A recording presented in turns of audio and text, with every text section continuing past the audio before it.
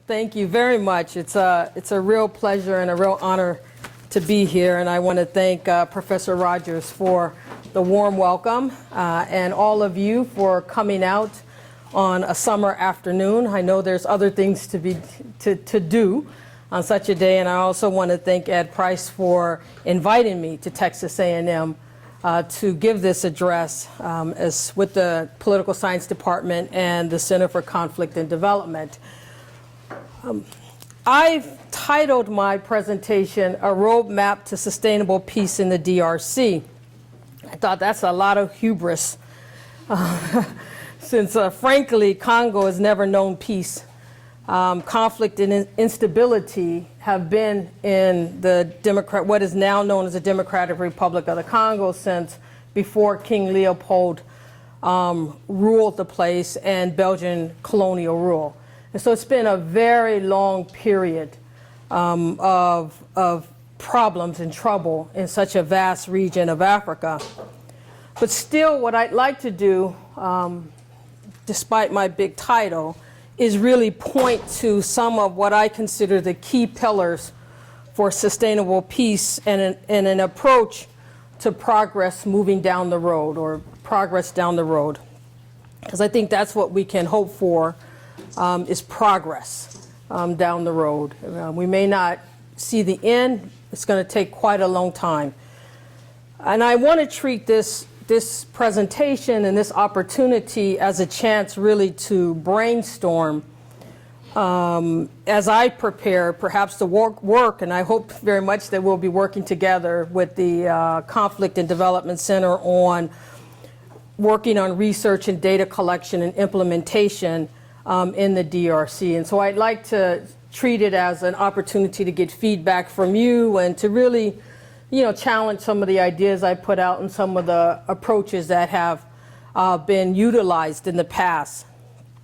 To situate myself in this story, I started working seriously, besides as a student and as a professor studying the region in the Democratic Republic of the Congo and the Great Lakes region. I started working on it in 1998 during the Clinton administration when I went to the NSC. And that was when MONUC, the UN peacekeeping operation, was first established in Eastern Congo.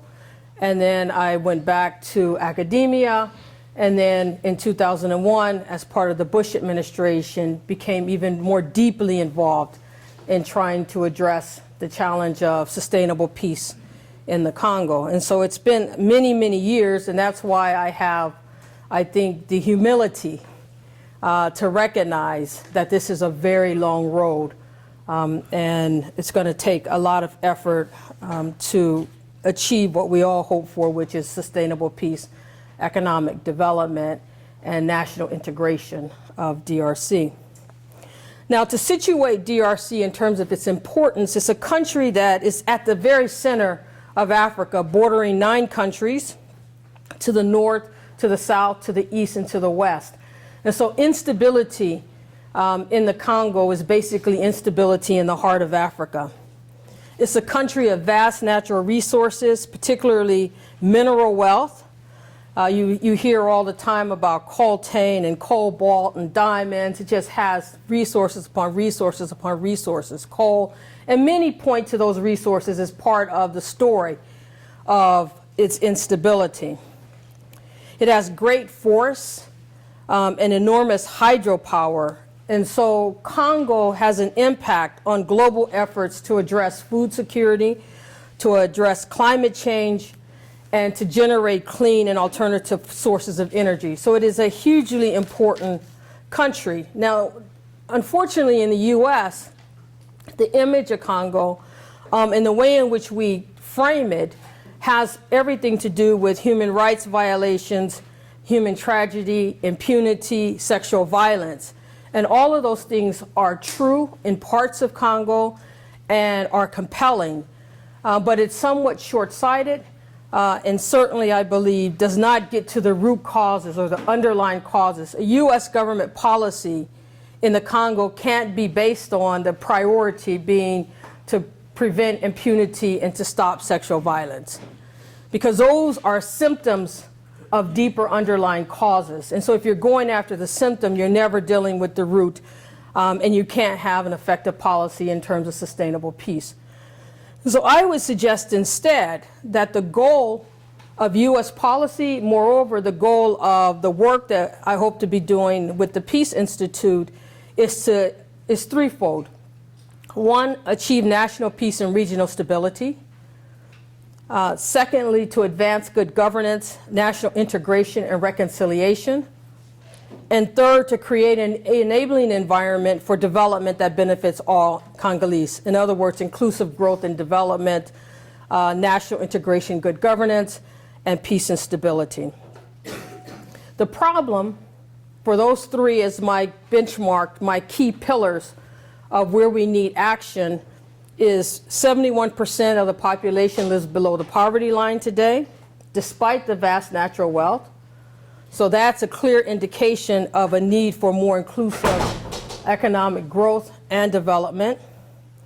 Insecurity plagues Congolese throughout the country, not just the East. We tend to focus on groups like M23, and which is Congolese Rwandaphone negative force or rebel group, or FDLR, which is a Rwandan negative force, or ADF, which is a Ugandan negative force, or Mai, which is Congolese negative forces. We tend to focus on the East, but the challenge is actually throughout all of the provinces, and the possibility of rebellion is there in all of them. We simply don't hear about it. Including in Katanga and Equator and Oriental, they all have challenges of instability and rebellion. And then the state is essentially unconsolidated, even to this day. And depending on who you talk to, I'll just say it this way: the government lacks full legitimacy. Some would say the government has no legitimacy. Others would say the government has weak legitimacy. I just say it lacks full legitimacy. The last election was flawed in 2011, clearly so. The government's national forces, what are known as the FARDC, units of it are known to be undisciplined and to commit human rights violations. And many would talk about pillaging of the country's assets by its own elite. And so the legitimacy and the consolidation of the state are also problematic. So those are the problems. Alternative explanations of why is this, persisting in the Congo, despite the fact that the war ended in 2003, the big war ended in 2003. You had a relatively clean, or at least a relatively legitimate election in 2006. Why do we find ourselves back here again? After agreement after agreement after agreement in 2013, and especially 2012 when the M23 rebellion started again. One explanation is bad neighbors, right? And then this is very polarizing. The communities that work on the Great Lakes region and on the Congo really are at each other's throats about what's really going on in the Congo. But one is bad neighbors. Basically, Rwanda and Uganda, there's a theory out there that they have an interest in instability in the DRC, mainly so that they can steal the natural resources coming out of the east. So they support Congolese rebels, and the prescription for this theory is that you have to sanction and pressure the neighbors. And there's a lot of sentiment behind that. When the UN expert report fueled that also. It said, we have evidence that the Rwandans are supporting the M23 rebellion, and we have a theory that the reason why they're supporting the M23 rebellion, if you believe our facts that they are supporting, our theory is they want to keep it, they want to essentially colonize the East for their own economic benefit. So sanction, pressure the neighbors. That's the prescription there. My approach is very different. I start from this assumption that Uganda and Rwanda have interests in Eastern Congo, and they have to be part of any solution. and it has to be based on reinforcing mutual interests. And so how do we build those common interests? Because if you look at Goma or Eastern Congo, it's a lot closer to Rwanda and Uganda than it is to Kinshasa. A lot closer. That economy is oriented in that direction. People walk across that border during the day and work on tea farms in Rwanda and go back at night to their homes in Goma. They go to Gisenyi during the day and Goma in the night. And so those borders are so close that you have to find a way to build those mutual interests. So I take it as an assumption that all the sanctions in the world and all the pressure in the world is not going to stop Uganda and Rwanda from engaging in Eastern Congo, and for that matter, Congolese on the other side of that border. The second explanation that's often stated is you have predatory and corrupt government elites. Basically, Kabila and company are only interested in using the state for their personal economic benefit. So the prescription there is to replace the government, right? Or sanction the leaders. And replace the government by either overthrowing them or preparing again for another, preparing for a democratic election. If it's to prepare for a democratic election, you're going to have to wait until, I think, 2016, since the last election was in 2011. My approach is that no government has proven capable of governing Congo. None of them. You know, from time immemorial. And frankly, when the Rwandans had taken a third of the country, they didn't prove capable of securing Eastern Congo, right? When the Ugandans had taken a big part of northern Congo, they didn't prove capable.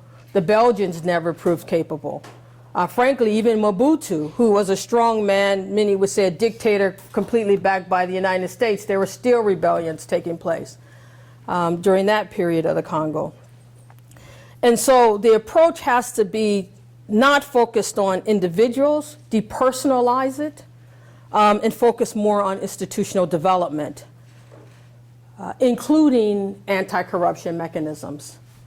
Right? It's not just about a guy in his group, because you can replace him and there'll be another guy in his group.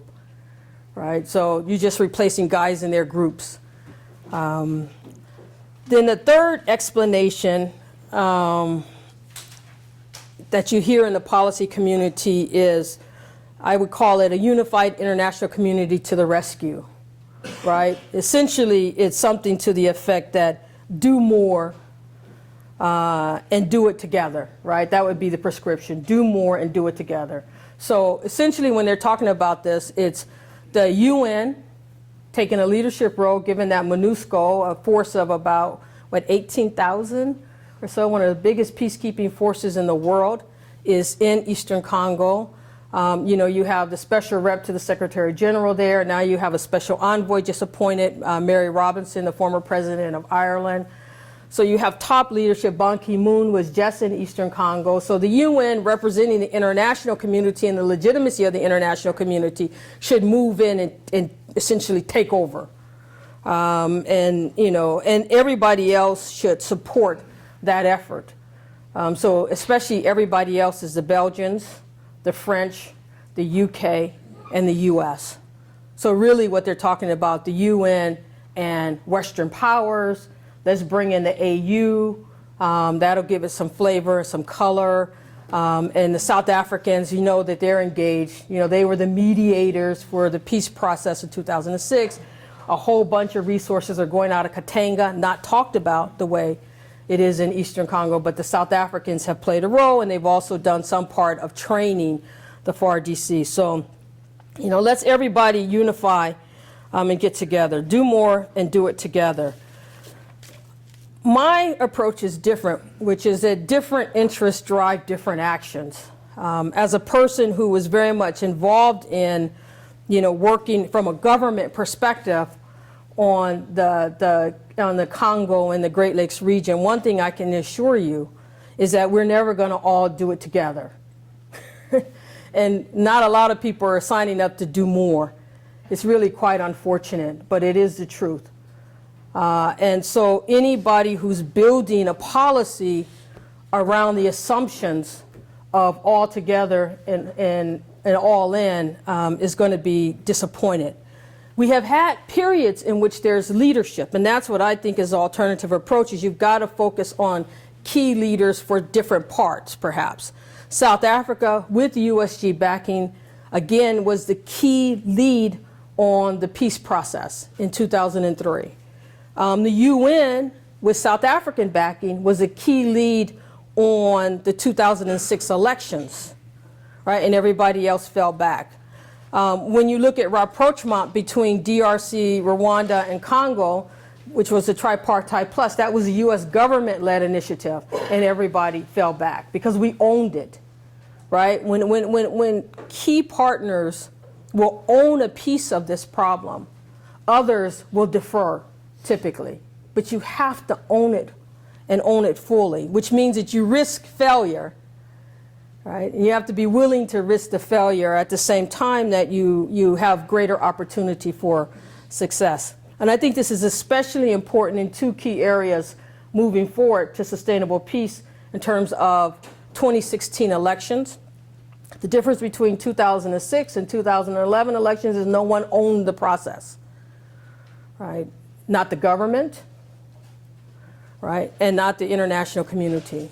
So you didn't have that type of heavy UN support in 2011 that you had in 2006. I also think this is true of security sector reform.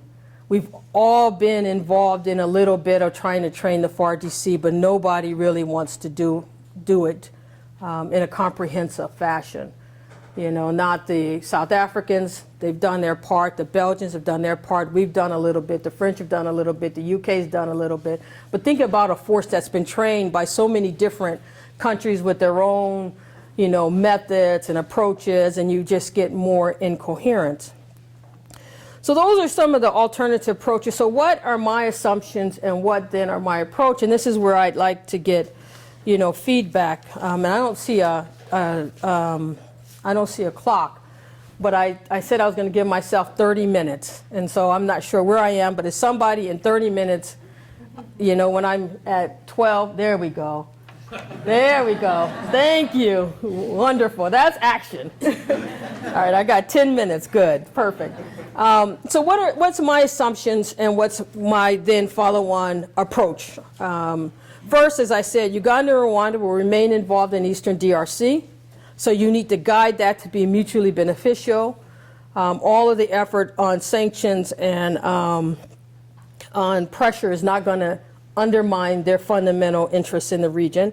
Kabila's government will remain in power till the 2016 elections. Anything can happen. We know that his father was assassinated in 2001, and there is sufficient disgruntlement that you never know. You know, it could be anything, an accident, but my assumption is that Kabila's government will be in place, so it needs to be engaged and encouraged and pushed in terms of greater effectiveness and transparency of its decision-making process, institutionalized.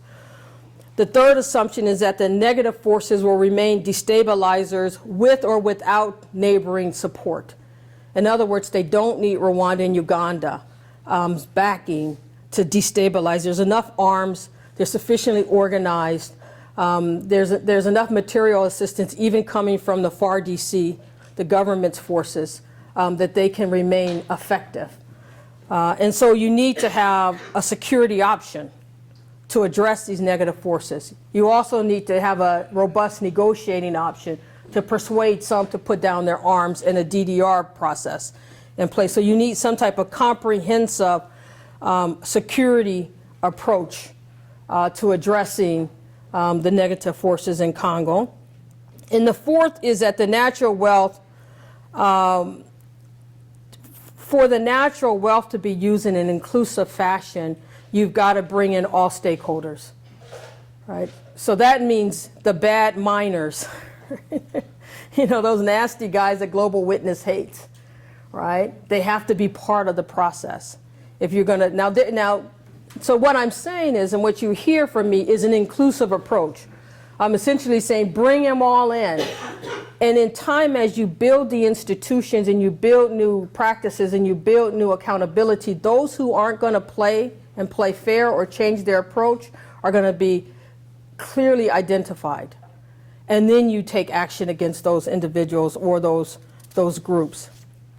So what would be my work plan based on those assumptions and that inclusive approach? First and foremost, as an American citizen, as a former U.S. government person, I believe that the U.S. government has to lead. And I think that, or has to be in leadership. I won't say just lead, but has to be further engaged, more engaged. And there's a lot of talk about we need a special envoy, or special representative. And in fact, I know that we've identified someone for that position. But without presidential leadership, they won't have an effect.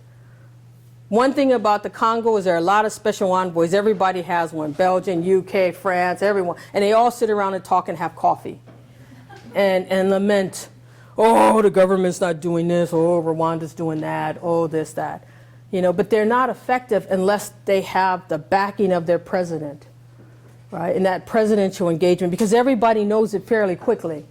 President Kabila can tell when, in fact, this guy has never seen or talked to President Obama, right? Or President Bush or whomever it might be. And so increased U.S. engagement. The U.S. has unique capability to mobilize and organize. So to the degree that which we're going to get more towards do it together and do it more, it's going to have a U.S. engagement as a huge component of that. They just announced a German special envoy for UN special rep special rep for Congo to be married with Mary Robinson, and maybe they're trying to leverage Germany's resources by doing that. I hope so.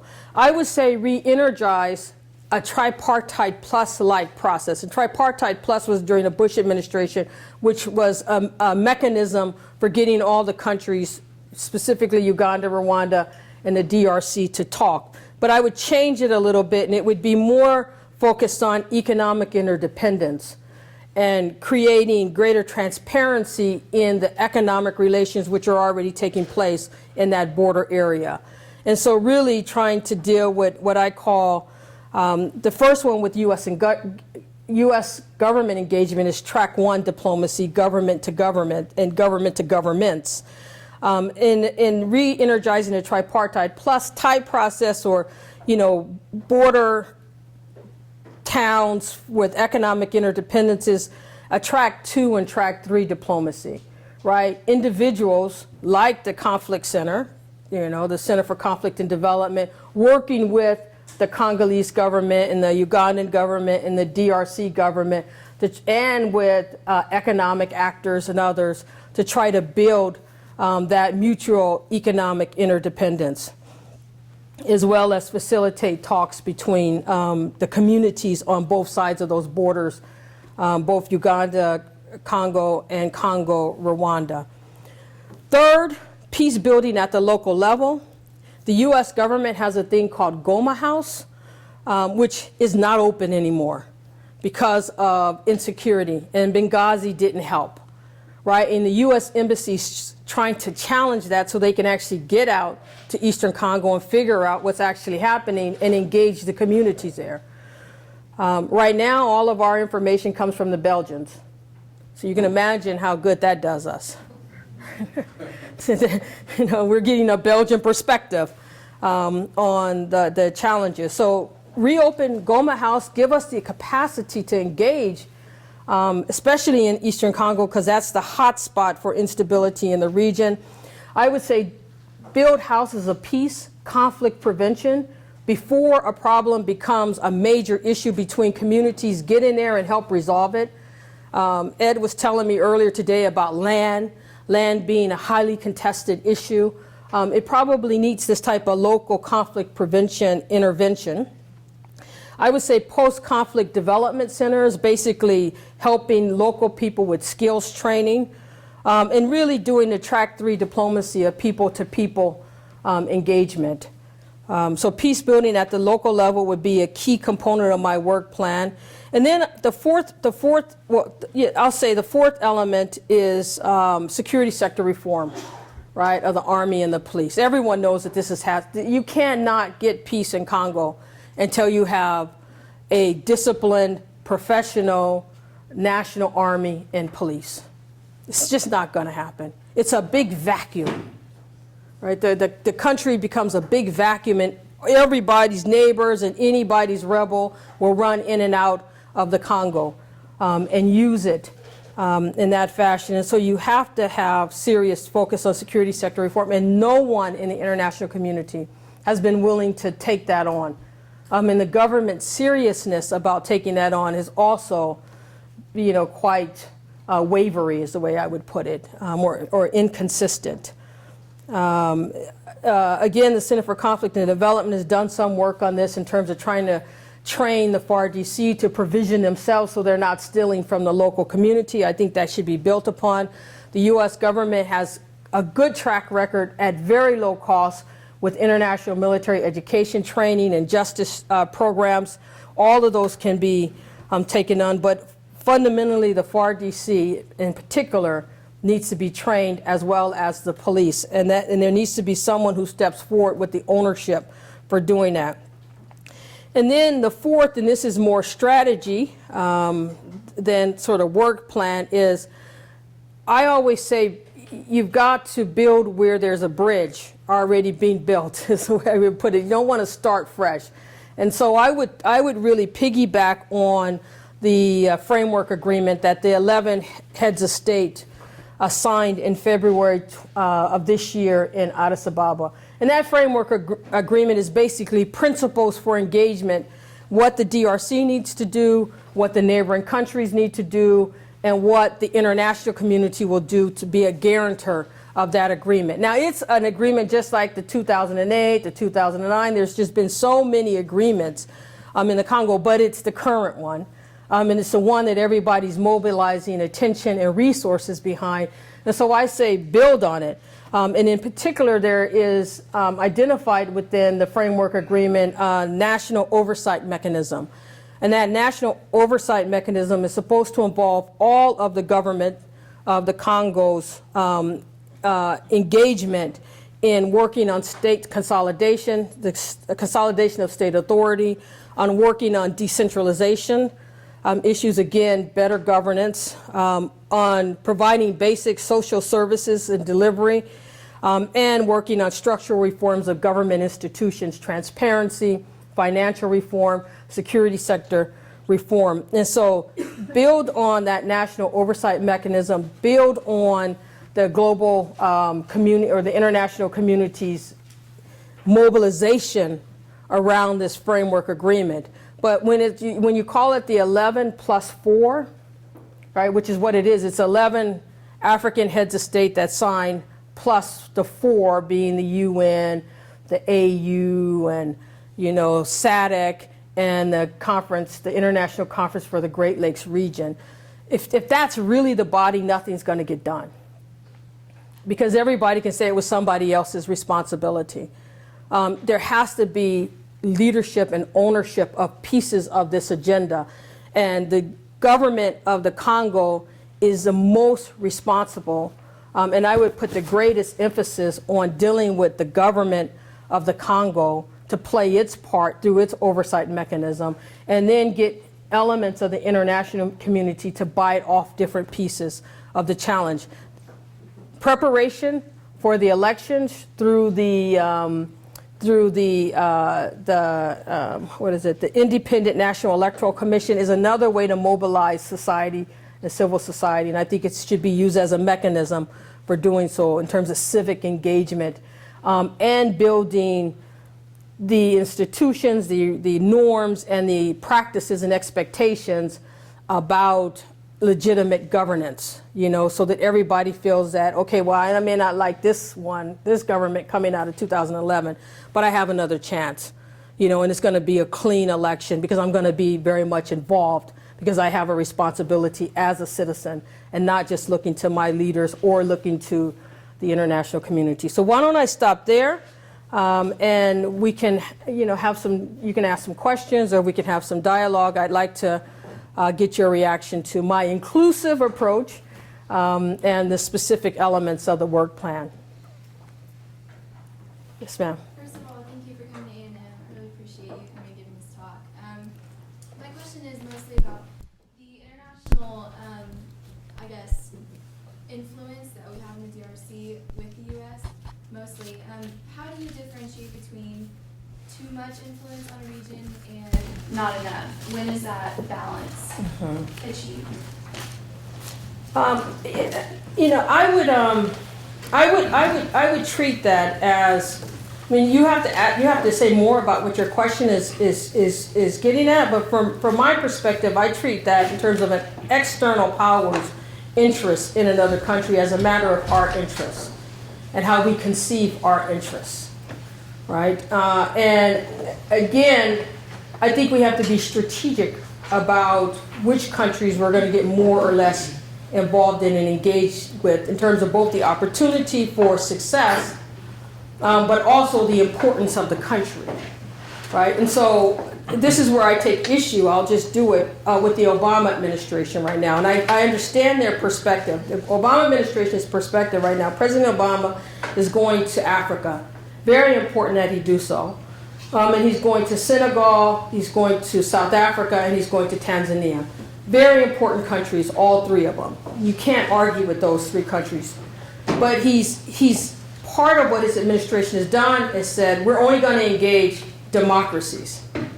Right? So we're going to engage the good countries in Africa because we're trying to make a point, right? Which is in the past, the U.S. interests have been focused on, these nasty dictators, right? Including with resources, these oil states, etc. And so it's an understandable sentiment. But when you have a country like Congo, which, as I said, instability in Congo impacts every other region. So you can't actually talk about the nice little country of Tanzania, which is now sending its forces into the Congo, right? Which could destabilize that government. Let's just say they go home in body bags, right? All of a sudden, the Tanzanians are part of the story of Congo. Right, and you could just do that all the way across. Frankly, a lot of the resources coming out of Katanga is going right into the South African economy, right? So it affects everything. And so what I'm saying is, it's good to have symbolic messages from your engagement with good countries, but you also have to take care of strategic interests of the United States, right? And that's not to say to support dictators, but it's to say to engage those countries which have real impact on our broader interests in a way that's hopefully constructive. And it's not just stability, because stability in the short term is not what I'm talking about. I'm talking about long-term stability based on good governance, inclusive economic growth and development. That's the only way to get to long-term stability. And so what I'm saying is, Nigeria, the U.S. has to engage Nigeria, the most populous country, one of the hottest economies, and I mean really hot, right? I mean, it is just fueling right now. And so it's going to be, and if you take South Africa and Nigeria, they're 50% of the GDP of the entire sub-Saharan Africa country, the region, right? So you can't ignore Nigeria. It's all not well and good to go to Cape Verde, right? And have these countries. They're good countries, but they don't have a strategic impact the way these others do on the region, these big, messy countries. So I say there has to be some assessment of strategic interests. And there also has to be some capacity to make a difference. And for instance, I think it's right that France, as an international community, is leading in Mali and not the U.S. government. But in the Congo, we've been part of the problem, right? And we need to be part of the solution. Yes. In your remarks, you mentioned how Mobutu's cycle was fully backed by the U.S. and some reviews from neighboring Zambia. Why should I trust the U.S. and their policies when they basically staged the the situation in the Congo? And if so, has the U.S. ever publicly acknowledged, for those of us that are future leaders in those countries, to fully embrace U.S. interests as being for the benefit of the common people? They're not. I mean, I think you have to, I never said that U.S. interests are for the benefit of the common people. Right? I didn't say that. I said U.S. interests are for the benefit of the U.S. and its strategic interests. Right? And unfortunately, during the Cold War, our perception of those interests were in many ways harmful to civic engagement and democratic progress, probably not to stability, right? But the past for me is the past, and I don't think that you're going to build trust except that you do it through action, right? And it has to be about how we're engaging today. And so I take your point. In fact, I'm working on my book, and my book starts in the Congo, right? And it's dicey. I mean, we that's why I'm saying we were part of the problem, and we have to be part of the solution in the past. And so I think that if you look, frankly, at the last, even during the Clinton administration, I would give them credit. If you look at from the, I can't think beyond the Clinton administration, but if you look at the Clinton administration and the Bush administration, right? I think that you would say, on balance, the engagement has been constructive. Some people say, oh, it's too Rwanda focused, or it's too, but the fact of the matter is, on balance, I think it has been constructive. And so I would say that. Two things to your question. One is, you're not going to regain trust in us until we show you something different, right? So that's just time and action. Secondly, I would say, given sort of international civic engagement, right, there's greater transparency about what we are doing and what our policies are. And then the third thing I would say is, doing nothing is just as bad as doing it wrong. I would say that. I would say that. Some other people wouldn't say that, but I would say that given the current circumstances in the Congo, I think it's not right to not do anything. Yes? I have a question. What about the theory that Congo is too big to ever have a single thing? You have Katanga in the south, Copper Ridge, calling for its own independence, as South Sudan did. The east has been calling for its own independence. Yeah. There's no infrastructure connecting west to east. Right. What about splitting it up into 5 separate countries? Yeah. There's everyone says that. I mean, not everyone, but enough people say that, and reasonable people say it. But my only view of that is the Congolese, I don't hear saying that. I know that there's some secessionists who say it, but for the most part, the Congolese people do have a national identity and a national pride about their country. And so I would work on the agenda of further state consolidation, perhaps decentralization of power, but further consolidation of the state in terms of territorial integrity. So that's the agenda. Plus, I'm too smart to say anything other than that. I have a political kind of, and the assistant secretary that was before me, Walter Kansteiner, right, when he was in the George Herbert Walker Bush administration, he said it's too big to govern, and he's never lived it down. He's just never. It's always out there that he said that, and so I'm taking the Congolese project from the point of view of the Congolese that I deal with, and there is a national pride and a common identity, and so I think we can make it work. Yes, yeah, in the back here. If your plan, say, is bought by the various stakeholders, would you be able to put a time frame on it? Yeah. Well, okay. What I said was this is going to take a long time, right?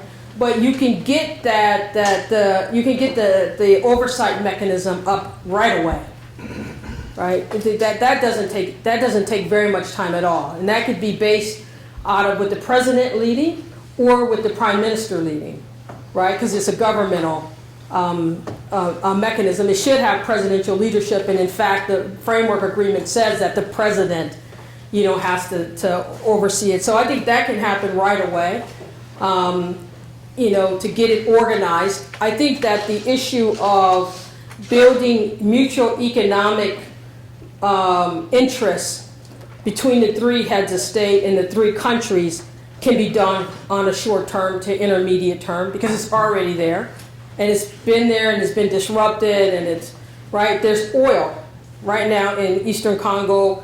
There's oil on the border with Uganda, with Rwanda and Congo, and with Uganda and the Congo.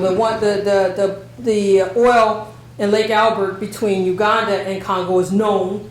Between Rwanda and Congo is not known, but the leaders know it, right? And they can commonly exploit that, just like they're talking about doing with the gas in the Lake Kivu. So I think that you can deal with the economic mutual interest short term to intermediate term, because it's the exploitation of those resources.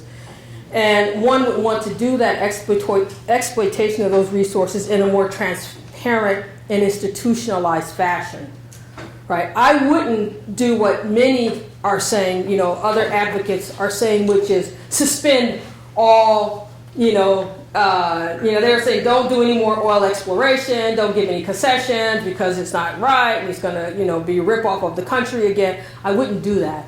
I would use those resources and use it as a mechanism to bring about the institutions for greater transparency of those resources. So that one I think is a short to medium term or intermediate term process, because the institutions will take some time to develop, but the common interest is already being recognized. The security sector reform is going to take some time. I would say that that's a intermediate to long-term process.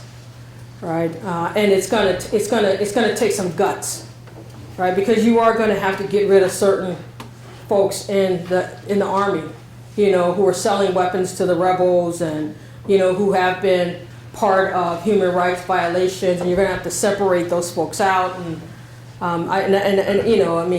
you could also do it a different way, which is broad amnesty, but you can't do broad amnesty if you're never gonna put in place the mechanisms for dealing with impunity. Right? Amnesty only works if you have mechanisms to deal with impunity the next time. If you don't have those mechanisms, then amnesty is just a get out of jail free card. It's nothing. It's meaningless. And so I think the security sector reform, and especially because everyone is so hesitant to jump in, I think that's going to be harder and longer. And that means, unfortunately, that MONUSCO is going to have to stay. And it means that the neutral battalion, or whatever they call it, the neutral force, that's going to be made up of Tanzanians, South Africans, and Zambians, is going to carry the brunt of dealing with what should be a state function in the short term. And so I think the security sector reform is a longer term process. I think that it's the opportunities for dealing with, the skills training and the outreach to local communities and the post-conflict type of activities, I think are immediate as well and are ongoing already.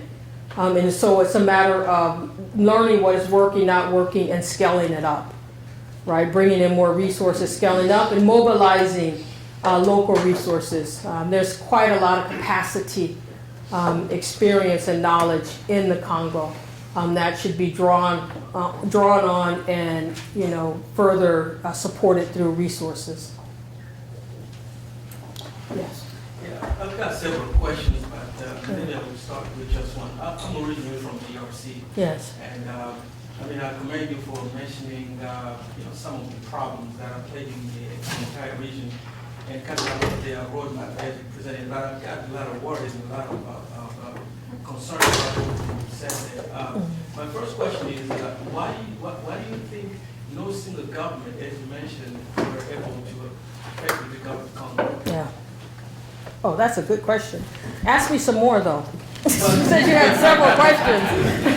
The Let's take them on. the next question is that you are talking about sustained peace and stability in the region, but you didn't mention anything about the ethnic aspect, or specifically Rwanda and Uganda, and for that matter, Congo. And just a comment, I think talking about the long-term peace with Rwanda is a bit of an ideal situation, because eventually there will be problems when a different ethnic group takes power in Rwanda. I'm not hoping for that, but it's been the pattern that whenever one group is running the country, the other one is oppressed, and vice versa. And currently we have, that's what we're seeing with the Kagame government. Kagame has done a lot of economic development, but at the same time, the underlying ethnic problem has not been resolved. And in Uganda, you've got a similar problem. I'm not going to go that way. But if you go ahead and for instance, your roadmap gets implemented, and then, as you mentioned, the tripartite solution, whenever something major happen in those countries, then what will happen? Because you will have a similar situation as we've seen in the past. So maybe if you can address the first question. Sure. Okay, first of all, my simple answer to the question of why no single government has been able to govern Congo is because you've never had a very effective military force. From the very beginning, Force Publique under the Belgian rule was a disaster, and it was used in a predatory fashion, and that tradition and history is just carried forward.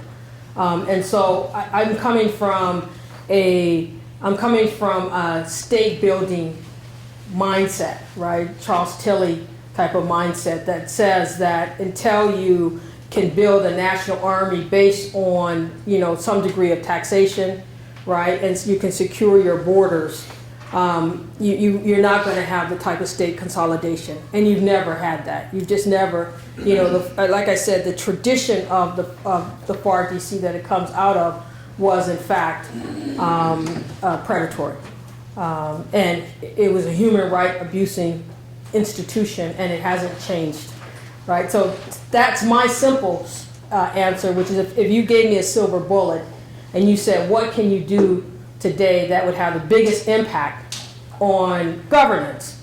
Because what I'm saying is essentially that even if you have a benevolent president sitting in Kinshasa, you're not going to get control over that territory unless they can command an army that is disciplined and capable, right? And so that's my, and that's because people are going to come in and out, negative forces are going to come in and out and act in a very predatory fashion on the local communities. And so I think that a precondition of stability in the Congo is some type of security, but it's not a sufficient condition. Sufficient condition is you also have to have governance for long-term sustainability, and you have to have inclusive economic growth and development, or you're going to have the secessionists and the sort of, people internally trying to split the country apart or take their piece of the pie. But a necessary condition, in my view, is a disciplined, trained, and capable army that can secure the borders. So that's that question. That's my answer. You can come back. On the ethnic issue, yeah, I think that I probably, frankly, I probably do minimize the ethnic factor more than it should be. And I sort of push it towards the, post-conflict reconciliation. I push it more towards the, track 3 diplomacy, community to community type of engagement that needs to do. And I push it more towards the conflict prevention, get in there and mediate local, a cow went over this way or my land and I have a dispute, get in there and put out that fire quickly. And I underestimate the sort of deep-seated community allegiance that comes with ethnicity.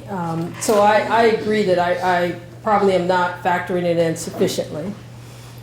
I don't agree with you about what's taking place in Rwanda and that one ethnic group is suppressing the other ethnic group. I think that that's a challenge across all of Africa, but I don't think that that's the story of Rwanda. I think Rwanda is actually trying to make a transformation in that deep ethnic allegiance, right? And they're trying to do it by building the pie and making sure that everybody have a piece of the pie.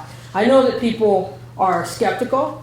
I can't convince you of that, and I don't even know if the project will work, right? I just think that that's the project that they're undertaking right now. I also think that Rwanda looms too large in the psyche of Congolese. I'll say that explicitly. I really do think that everything is Rwanda's, it's a problem of Rwanda.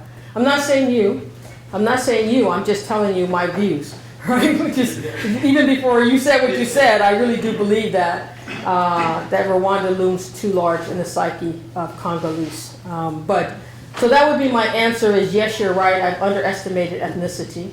And it's partly because I have a hard time understanding ethnicity.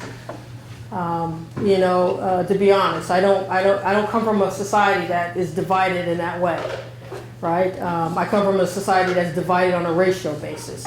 I get that better, right? And I understand that through institutions and through inclusiveness, you can change people's mindset over time, right? And through experiences. You can change people's mind over time, but it's a slow process and it's an ongoing process. I don't know if that's the same is true in terms of ethnicity. And so I've heard it's particularly an issue when you talk, for me, that I've dealt with it, when you talk about how do you deal with the FARDC and with ethnic battalions within the FARDC. And the fact that, the Rwanda phones don't want to be deployed outside of the Kivus, but can you really allow there to be an ethnic unit, right, that we're going to protect the Kivus, right? No national army would allow that, but then how do you deal with it, right? And, President Museveni tells stories about how he dealt with it, right? And there were ways in which they engineered and managed that so that now when you think about his army, at least I don't think of his army as an ethnically oriented army. In Uganda, but he had to manage those issues when he first came out of the bush. But let me give you a chance to a rejoinder, and then we'll open it back up to everybody else. We'll probably be here all day. Yes.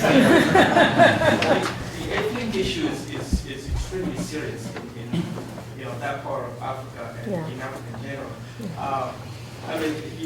You mentioned that it might be a bit difficult for you to really assess the seriousness of that issue. But traditionally, it's always been the belonging that determines really whether you make progress or not. Unfortunately, that's what it's been. It's probably been less of a problem in Congo because we have far too many different ethnic groups. But in Rwanda, they have two. The reason the Bafra, the Pygmies. Yeah. The reason I mentioned Rwanda is because I myself was in the military during the Mobutu's government. And then I went to Belgium on military training. And I've been dealing with Rwandans from Hutu and Tutsis. And if you look at the current Rwandan government, what you have is the majority Tutsis. So they solved an economic problem, but they didn't resolve the ideological problem of ethnic belonging. And that's why I'm mentioning this. And you're saying that Rwanda is in the psyche of Congolese. No, that's not true. What we have in Congo is that we have a government that is for Rwanda. I mean, there are questions about Kabila himself. I'm not going to go that way, but we have our beliefs. We have a government in Congo that is obviously a weak government. And this government is infiltrated by people who are not Congolese. That's why we have these problems now. Now, there are also Congolese who are facilitating that. So, really looking at any roadmap to solve the problem in Congo has to take into account all the differences among the people who live there, and as well as the economic interest. And that's actually what the main, if you want, reason why we have instability in Congo. If Congo was a desert like Chad or any other country, I don't think we would have this problem. So it's bold what you're proposing, but I have a lot of doubts because of the mindset of people who actually live in the entire area. Sure. And I think that the U.S. can do better than just putting pressure here, putting pressure there, because they know the history, they've been part of the problem, Yeah. and they must be part of the solution.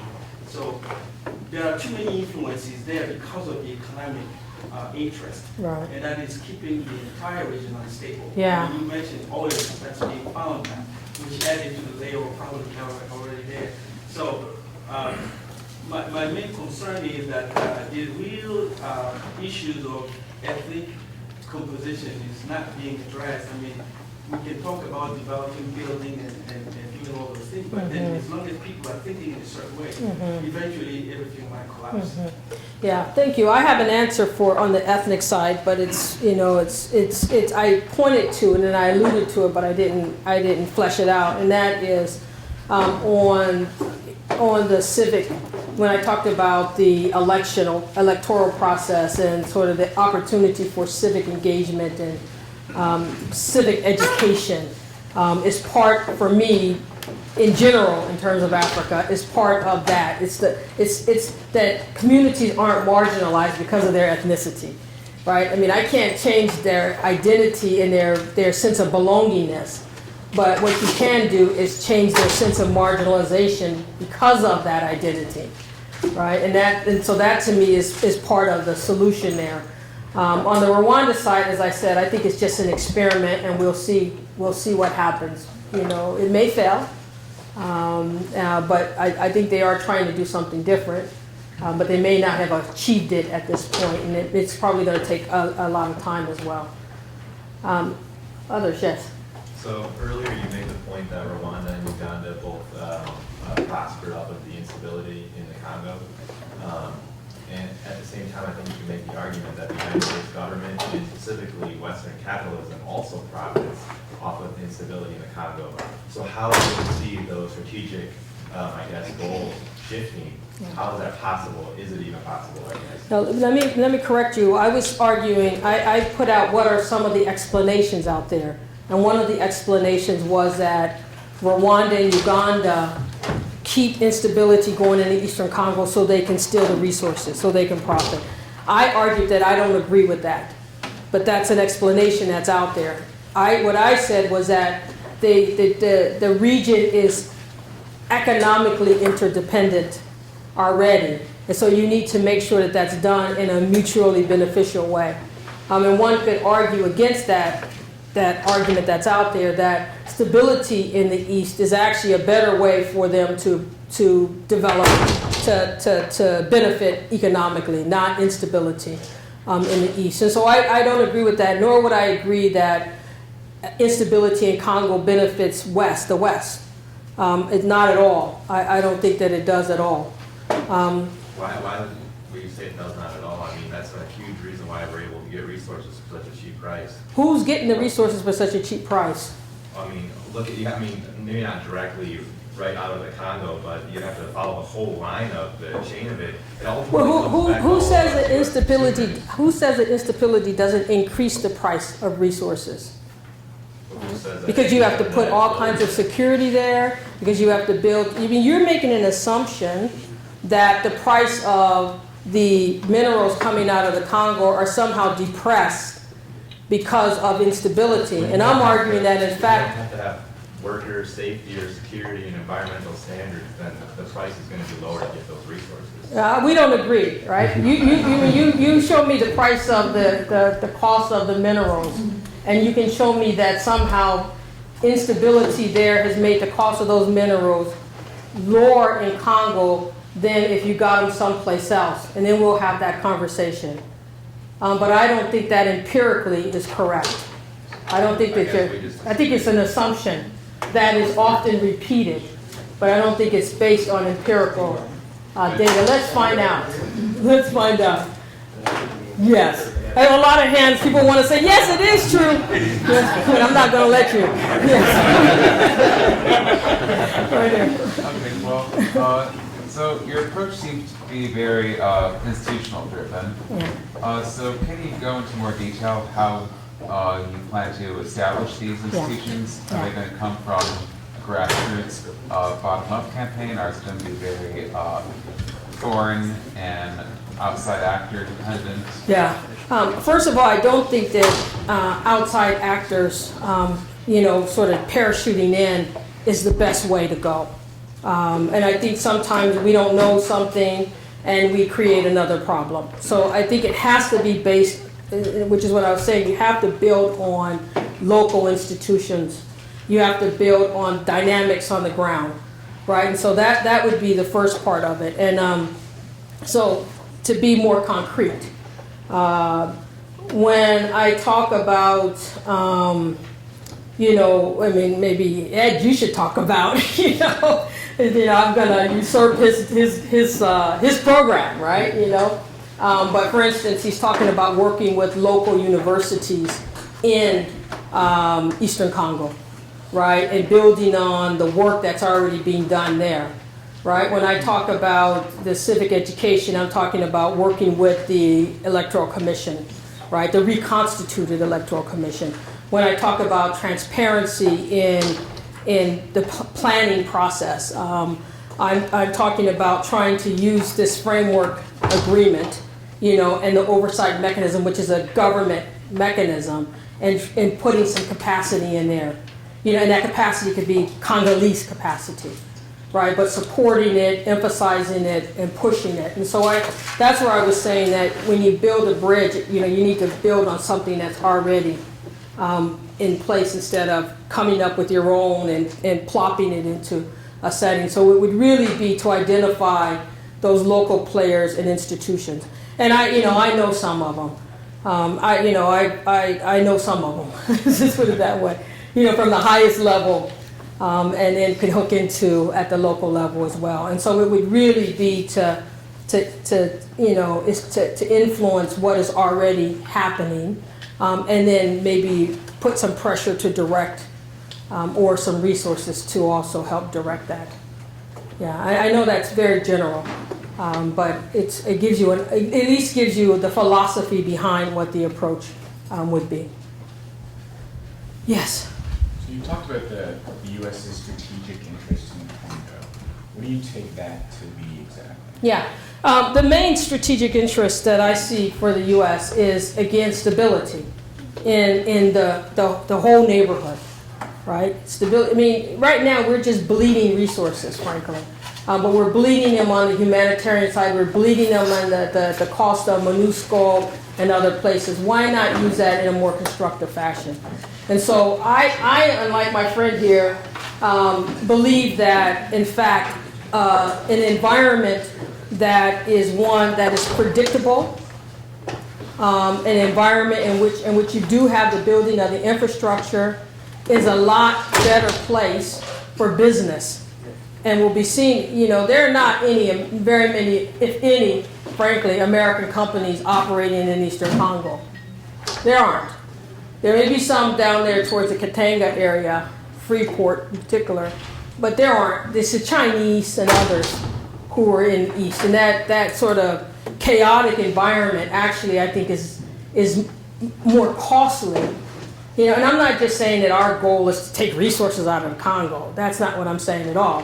But I'm just saying for the type of inclusive, greater transparent economic development and exploitation even, to use that word, of the mineral resources in a constructive and beneficial fashion for all Congolese, stability, security is a better environment for that to happen than the current environment that's going on there.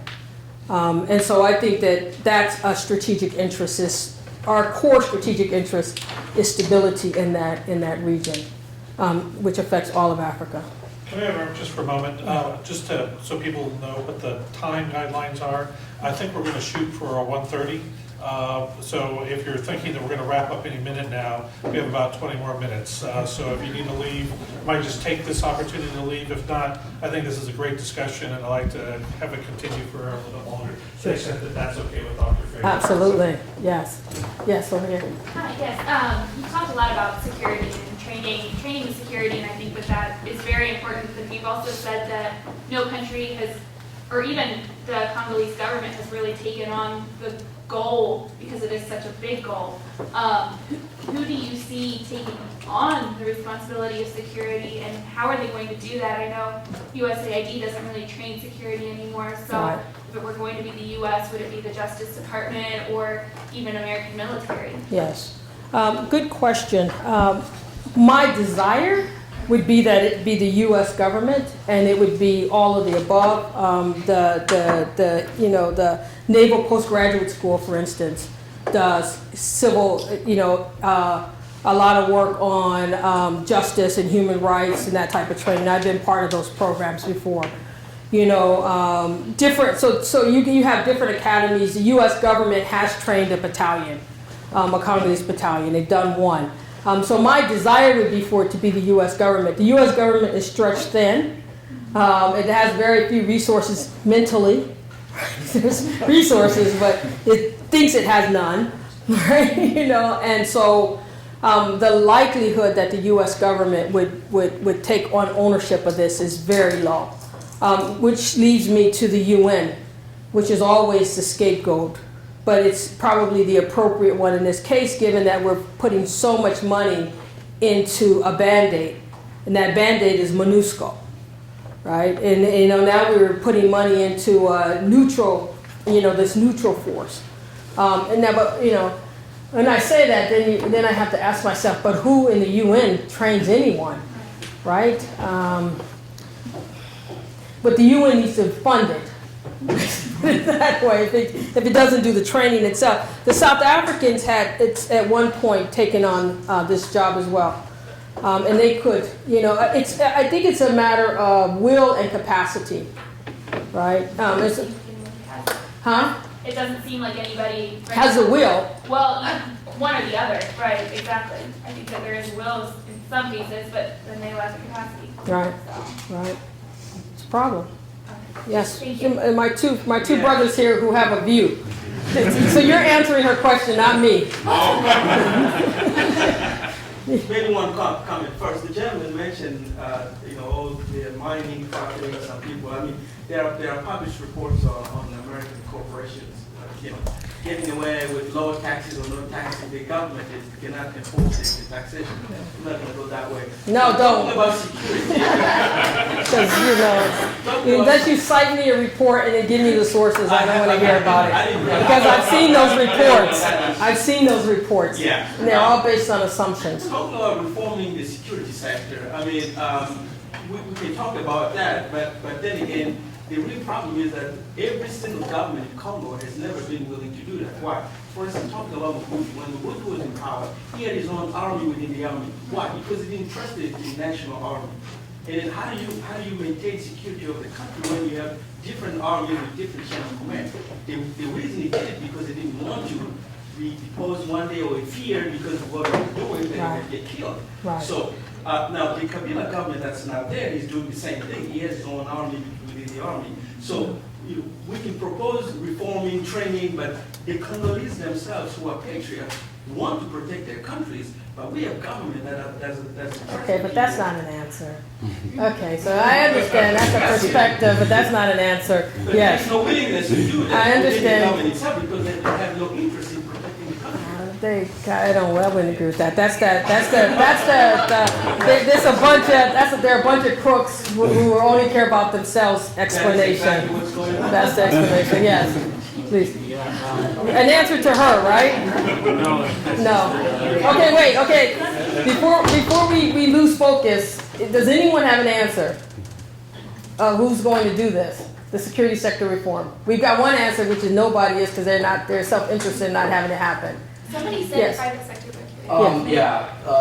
Exactly along with that. I don't know about Congo specifically, but I know back in the 80s, the South African mercenaries, if you will, the soldier of fortunes, they were actually really low cost and really successful at minimizing violence, but it Right. became too taboo and it was too fighting fire with fire. Yeah. So UN came in and spent 40 times their budget and hasn't produced anything yet. Why are we still investing in Right. the UN for this aspect? Why don't we recontract these contractors at very low cost, Yeah. and then the UN can focus on It's a the good infrastructure? question. It's a good question. You're talking about groups like Executive Outcomes and others. They were in Sierra Leone, and they certainly did stop violence in the diamond area for a short period of time.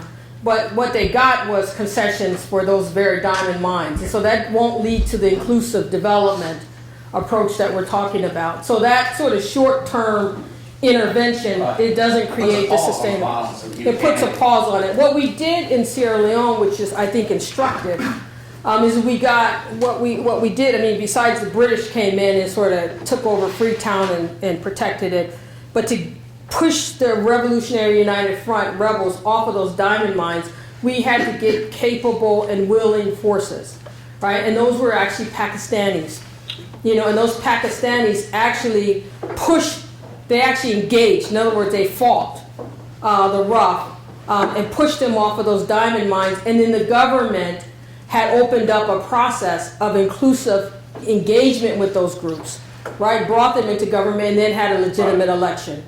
And so the two went hand in hand.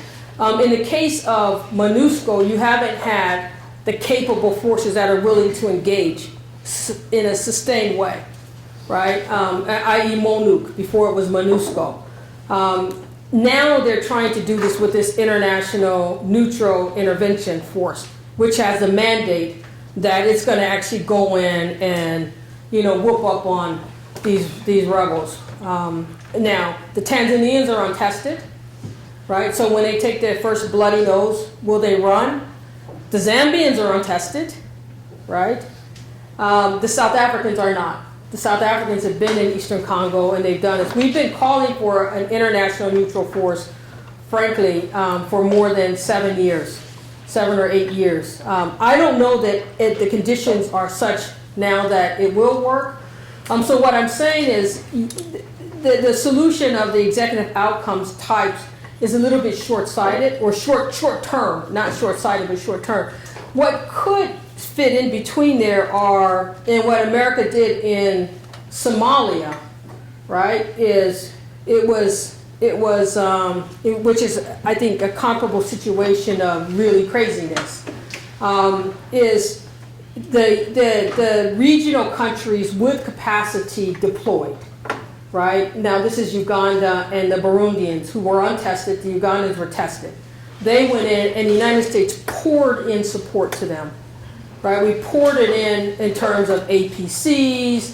We airlifted them in. We provisioned them for a long time. So we did all of that type of, keep the forces operating and capable. And we did it under a Chapter 8. It's the first time we actually got Chapter 8 of the UN Security Council is you support regional peacekeeping efforts instead of international peacekeeping efforts. So we did it under Chapter 8. We actually got money out of the UN and we were able to sustain it.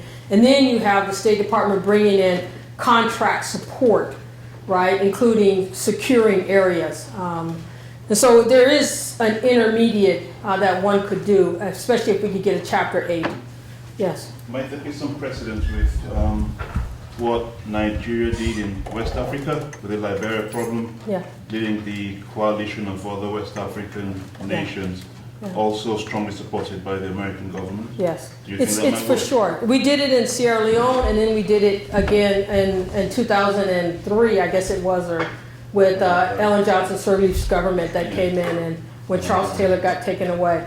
And we backed regional peacekeeping forces. We absolutely did, and poured in resources behind them. Now they transitioned to a UN force, right? Whereas in AMISOM in Somalia, they never transitioned. They still are an African Union force. My own view is that African forces tend to be willing to stay longer and take more, casualties, frankly, than international forces typically are. Yes. Yes. Oh, I forgot. You had your hand up before. Okay, you and then you, please. Yes. the gentleman from Congo, he said that one of the problem was ethnic, the conflict based on the ethnic differences, and I can see that in other countries, in other African countries, ethnicity is also a source of a problem. And I see that Congo is a big country, and I see that strengthening the regional government or state government may, may contribute to reduce, the differences among ethnic groups because of, unequal access between political power and economic benefits. So I'm not sure if some activities were done to strengthen the regional government capacity, not only in terms of political power, but in terms of using the resources. Right. No, there's a lot of work and research on professionalizing the military and ethnic balance, and the officer corps versus rank and file, and how you need to do that in terms of ethnicity. And there's a lot of theory behind that, and there's also a lot of empirical research on it. So to me, that's more of it's a fundamental issue, but it's more of a design issue, and that has to be driven from research and from local understanding, right? And this is where I was saying, just pointing to, for instance, right now, in terms of dealing with this issue with the M23, Museveni has talked to him about how he did it with his army. So they're putting out, here's an approach, here's an approach, here's an approach, here's an approach. But certainly a part of the answer to that has to do with strengthening local police, right? And local police often have more of a ethnic or community identity, and an acceptable one, than a national army which people want to deploy wherever they want to in the country, rather than having ethnic battalions that could be then turned into private armies. But that type of design question, I think, is one that one needs to engage, research, and absolutely, I don't feel comfortable standing here saying this is the way the Congolese should deal with this. I do feel comfortable saying, here are the problems, and this has been the history, and now you have the mandate. How are you going to deal with that? Taking into consideration, every government wants to perpetuate itself, right? They're not going to put in place a system that is going to overthrow them, right? So you just got to accept that reality, but then design it so that it is a long-term interest of the country. It hasn't been done before.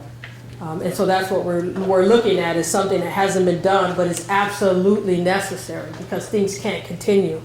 Well, they can, because they have, but we don't want them to continue the way they have been going. Yes, here and then here.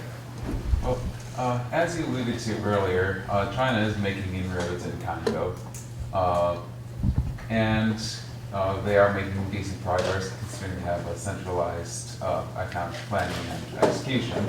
So is this good for Congo and the region in light of their human rights records? And how does the capitalist approach compare with this? No, I'm sorry, I missed your question. Say that again. Oh, well, how is Chinese influence good? Oh, Chinese influence. Yeah, then how does the U.S. compete with? Well, the thing about it is, when I talked about this framework agreement, the one thing that I was very upset about in terms of the whole thing is that it never mentions the Chinese, right? And it talks about infrastructure development, economic interests, and blah, blah, blah, and it doesn't talk about the Chinese. And they're not at the table. And remember, my approach is inclusive, right? I say bring them all in with all the interests. And so the Chinese have a huge impact and huge role in Congo. Right, and you could say it's constructive and it's negative, right? They're building a road they're building infrastructure across the country, but as an example, just as a sort of little example, they built the road from the airport into Kinshasa, right, which was a mess. Anybody who's been there, they know it's a mess. That road was a mess, right? And now it's all smooth and very nice, but no streetlights, no crosswalks, and so people are getting bumped off now because of that great, nice road, right? So you know, the Chinese is, I mean, I think that that's a little thing, but it reflects the Chinese impact, which is they're getting minerals like crazy out of there, and that's what they, you know, that's what they came in with the bargain being, you know, we'll build your infrastructure, we'll take concessions, and they did that at a time when there were no other takers. The West wasn't interested. I know I was in office and Kabila came to the U.S. saying, aren't any of your companies interested in investing? This was right at the end of the war. The war wasn't quite over and nobody wanted to take the risk. And so he went to Chinese as a last resort. Now I think he's falling out with the Chinese, which is typical, right? It's going to be an in and out thing. So my point is that the Chinese are players in the Congo. Their interests need to be considered to the degree that they're coherent. I'm not saying that anyone has coherent interests, but they're a player. And so they need to be brought to the table. And you can't talk about infrastructure development, et cetera, and you're not talking about the Chinese. Because even if America gave contracts, it's the Chinese who would win those contracts. Right? And even if we put money in, it's the Chinese who are bidding. American construction companies aren't bidding in Africa, it's the Chinese. And you know, we're not beating them. So you definitely have to bring the Chinese in, whether you consider them good or bad. What I'm basically saying is the idea that you demonize in the Congo right now, to me, is not viable. I think you have to bring them all in to a new formula, a new approach, right? And then when they won't play ball, or if they're being not constructive, then you start distinguishing out. Because I think there's just been too much of throwing of mud all over the place when everybody actually has been playing in the mud. We've all got to get up and get cleaner. Yes. Last question. You mentioned at the beginning of your talk some of the humanitarian issues. Yes. And I would agree with you that the levels of sexual violence and violence are a symptom of the lack of security. But I would also think that that lack of security and these levels of violence and sexual violence lead to a further breakdown of society and security. Absolutely. So it's hard for me to think of moving forward in the Congo without specifically addressing. Yes. And these are levels I agree that with we've you. never seen before. I agree with you. So do you have something in mind? Yeah, no, I agree with you. My point wasn't that you don't address it, and it is being addressed. I don't think it's being addressed in a sustainable fashion, and I also think that we're not fully acknowledging the horror of the sexual violence, because it's not just women, it's also men, right? And we ignore that component of it, and I think we need to look at it, the entire thing. It's dehumanizing. Right, it's dehumanizing to society. But the way in which, the way in which you address it in the short term, before you have the security sector reform that you need, and before you have, more institutionalization, and the president has to lead on this issue, right? In terms of elevating the discussion and the acknowledgement of the challenge instead of hiding away, right? So that's one part of it. A public awareness campaign around it. Obviously, support to the victims, and that support is not just, hospitalization, but it's also taking forensics, right? And actually prosecuting and going after and prosecuting those who have committed sexual violence, right? Because one of the things that you find in Africa, people are dehumanized because they don't have names, and they're treated as part of a group instead of a specific case of a specific violation that was specifically carried out by a specific individual. It's not the FAR DC, right? It's too easy to say, well, the FAR DC or the Mai or the M23 raped, and just focus on the command structure. They say, Bosco in Uganda, you go to The Hague, because your force is raped. To really get at this problem, you've got to say, no, this particular guy raped. And we know what we can find, and we can, we've done the forensic work so that we can prosecute that individual specifically, so that each and every person carrying out these human rights violations have to be held accountable. And right now, there's just too much of a focus on the leadership, and the command structure, and not on the specific individuals who've carried out specific actions. This is where the South Africans can be commended, right? Because they have peacekeepers who've also committed rapes, right? The Pakistanis committed rapes, and the South Africans have prosecuted the individuals who, they went after them, they found them, and they prosecuted them. And I think that's part of, and that's where the military justice system becomes so important. You may not do security sector by training the battalion, but if you can train a core set of investigators, right? And if you can give a community health center the forensics that are necessary so that when that woman comes in and presents, a case can be made, right? And if you can set up expedited courts with specially trained, prosecutors and specially trained judges so that those cases can be addressed more quickly, I think that you have, and there's a lot of, evidence that this works. It's happened in Chile, it worked very well there. It's been taken to South Africa, it's been working quite well there, and so there's also experience that can be transferred into the Eastern Congo to address it, so that it's, you can start holding accountable. So you're not talking about impunity in the general, you're talking about specific actions of specific individuals that will be held accountable. Well, I know that it was a very stimulating conversation. I want to thank Dr. Frazer for her remarks.